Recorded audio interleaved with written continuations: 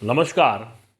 आज हम 10th class के एक और चैप्टर के बारे में विस्तार से बात करने जा रहे हैं, जिसका नाम है lifelines of national economy.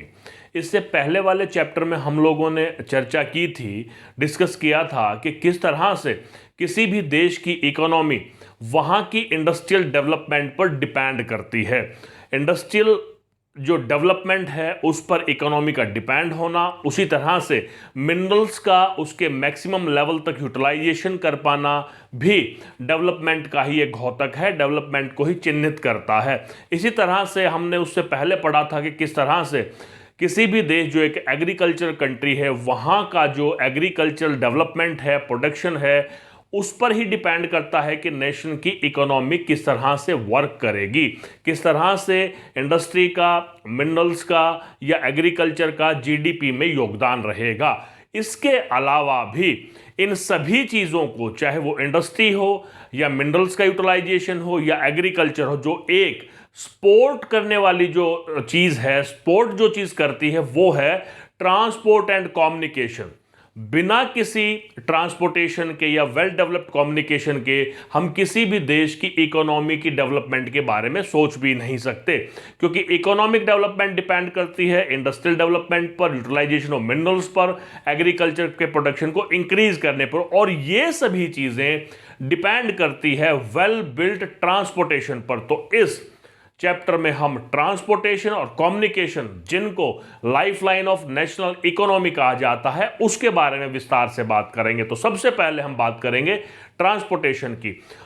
Transportation को अगर हमें डिफाइन करना हो तो हम किस तरह से डिफाइन करेंगे? देखिए, जब किसी गुड्स और सर्विसेज को या पैसेंजर को एक जगह से दूसरी जगह पर मूव करवाया जाता है, तो वो मेथड जिसके द्वारा ये मूवमेंट होती है उसको ट्रांसपोर्टेशन कहते हैं। तो transport can be defined as a mean by which movement of good services and passenger take place. जो गुड्स एंड सर्विसेज हैं वो अपने आप से मूव नहीं करती, उन्हें सप्लाई एरिया जहां पर उन चीज़ों का प्रोडक्शन हो रहा है, टू द डिमांड एरिया जहां पर उन चीज़ों की आवश्यकता है, इन दोनों के बीच में जो मूवमेंट होता है वो ट्रांसपोर्टेशन के जरिए होता है। देखिए, सप्लाई एरिया जहां प्रोडक्शन होता है, डिमांड एरिया जहां रिक्वायरमेंट होती है, उसके बीच का जो लिंक है वो ट्रांसपोर्टेशन प्रोवाइड करता है।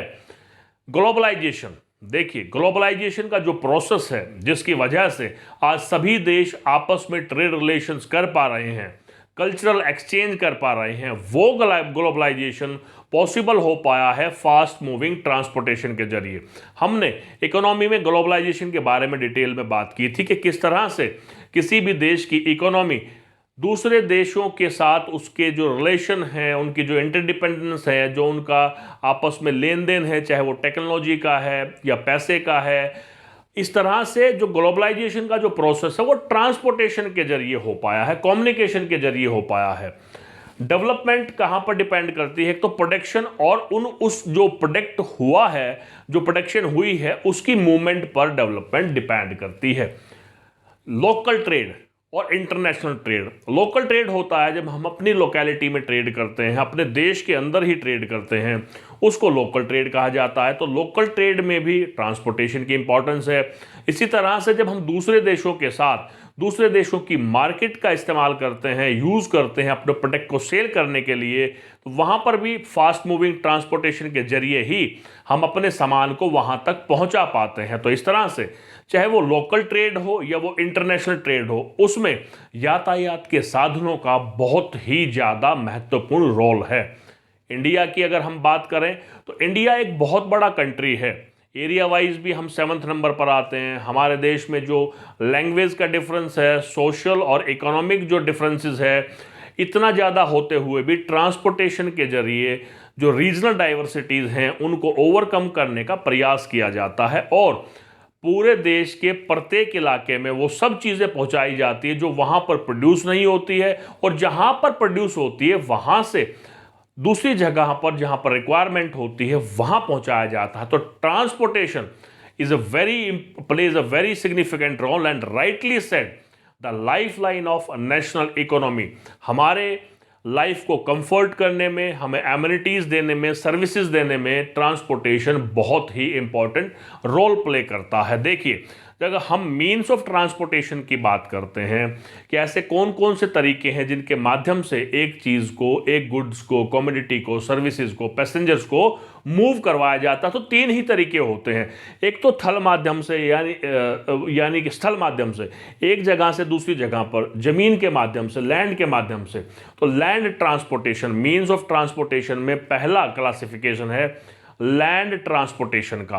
और लैंड ट्रांसपोर्टेशन को तीन पार्ट में डिवाइड किया गया है। हालांकि यहां पर हमने जो तीन वेज बताए हैं, या तो लैंड के जरिए ट्रेड होगा, ट्रांसपोर्टेशन होगा, या वाटर के जरिए होगा, या फिर बाय एयर होगा। तो जो लैंड ट्रांसपोर्टेशन है उसको हम तीन भागों में डिवाइड कर सकते हैं: रोडवेज, रेलवेज एंड पाइपलाइन।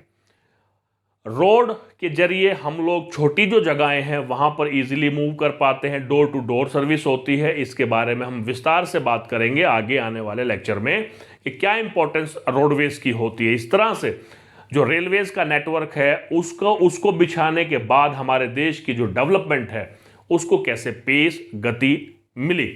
इसी तरह से पाइपलाइन है, जो लिक्विड है या गैस है, कई बार सॉलिड को भी सलरी के रूप में एक जगह से दूसरी जगह पर पहुंचाया जाता है। तो लैंड ट्रांसपोर्टेशन के बारे में बात करेंगे।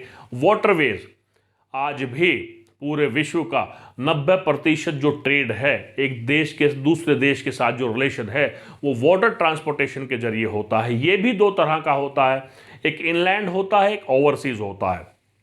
इनलैंड का मतलब है जब हमारे देश में बहने वाली नदियों का हम लोग ट्रेड के लिए इस्तेमाल करते हैं, या फिर जो हमारे आसपास लगते जो समुद्र हैं, चाहे वो वेस्टर्न पार्ट में हमारा अरेबियन सी हो, जो साउदर्न पार्ट में इंडियन ओशन हो, या फिर हमारे ईस्टर्न पार्ट में बे ऑफ बंगाल हो, या उसके अलावा जो हमारे देश में, हमारे देश को नदियों का देश भी कहा जाता है, जो हमारे देश में नदियाँ बह रही हैं, उन सभी वाटर बॉडीज़ का इस्तेमाल ट्रांसपोर्टेशन के लिए किया जाता है, तो उसको इनलैंड वाटरवेज कहा जाता है।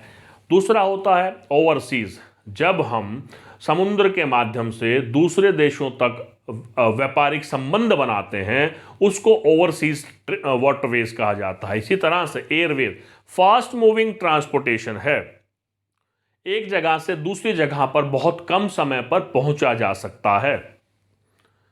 अगर हम जम्मू कश्मीर से कन्याकुमारी तक आना हो तो सबसे बेटर तरीका रहेगा हम बाई एयर जाएं। इससे हमारे समय की भी हम कह सकते हैं बचत होती है। इस तरह से जो एयरवेज है वो भी दो तरह का होता है, डोमेस्टिक एयरवेज और दूसरा इंटरनेशनल एयरवेज। डोमेस्टिक एयरवेज को भी हम दो पार्ट में डिवाइड कर सकते हैं।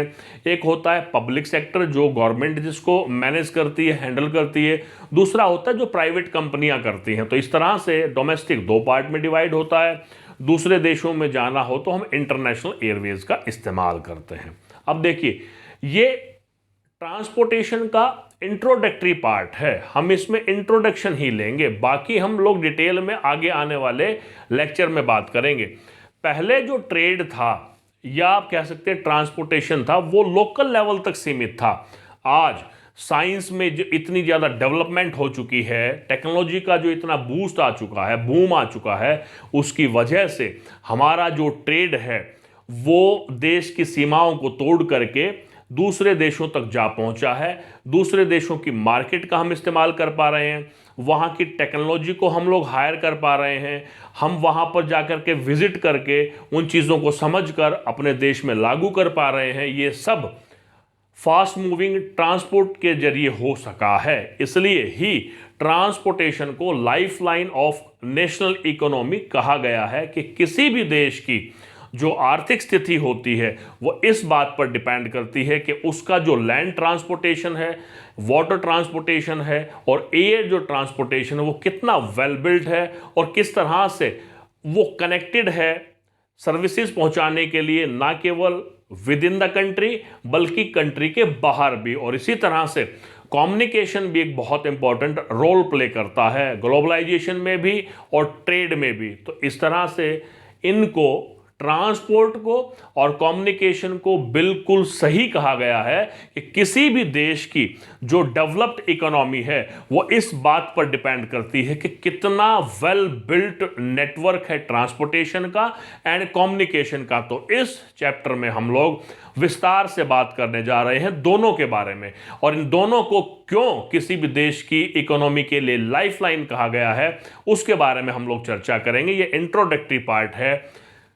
वो स्टूडेंट या वो व्यक्ति जिसने सब्सक्राइब किया हुआ है, वेल एंड गुड, आप जो बेल आइकन है उसको भी प्रेस कर लें। और जो पहली बार विजिट करने आए हैं, अगर वो चाहते हैं कि वन बाय वन उन्हें सभी लेक्चर्स का नोटिफिकेशन मिले, तो आप सब्सक्राइब करके बेल आइकन को प्रेस कर लें, ताकि जब भी मैं नया वीडियो इस चैप्टर से रिलेटेड अपलोड करूं आपके पास मैसेज तुरंत पहुंच जाए। तो आगे हम लोग बात करेंगे first way of transportation, that is land transportation, in detail in next lecture. तब तक के लिए नमस्कार, जय हिंद, जय भारत।